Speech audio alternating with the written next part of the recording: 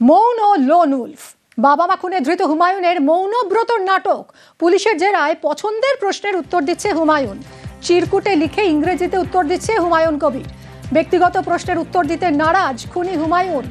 আদালতেও চিরকুটে লিখে উত্তর হুমায়ুন কবিরের জেল হেফাজতের নির্দেশ বর্ধমান আদালতের। শরদিন্দু আমাদের প্রতিনিধির সঙ্গে কথা বলবো। শরদিন্দু, এই যে একটা পন্থা নিয়েছে ধৃত হুমায়ুন, যে কথা বলছে না, লিখে দিচ্ছে, লিখে লিখে উত্তর দিচ্ছে, তা আবার পছন্দের প্রশ্নেরই উত্তর পাওয়া যাচ্ছে, এটা কেন?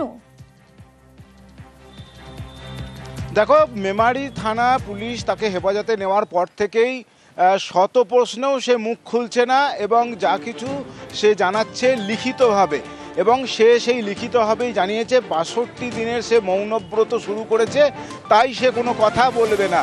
এবং যেসব প্রশ্ন তাকে বাবা মা খুন সংক্রান্ত জিজ্ঞেস করা হচ্ছে, তার বাছাই করা প্রশ্নের সে লিখিত উত্তর দিচ্ছে।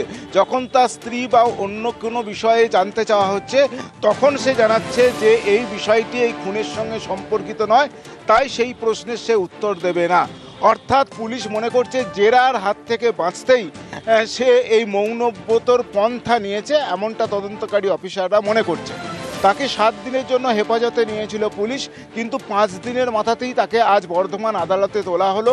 এবং গতকাল পুলিশ মধ্যরাতে, অর্থাৎ যে সময় সে খুন করেছিল তার ঠিক কিছুটা আগে তাকে সেই বাড়িতে নিয়ে যায় ঘটনার পুনর্নির্মাণের জন্য।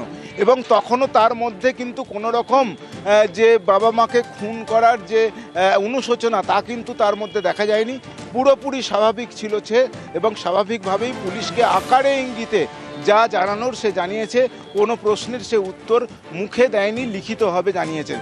সব মিলিয়ে পুলিশ মনে করছে যে সে এইটা কৌশল নিয়েছে মুখ না খোলার জন্যই, এবং তাকে আজকে আদালত 23শে জুন পর্যন্ত জেল হেফাজতে রাখার নির্দেশ দিয়েছে।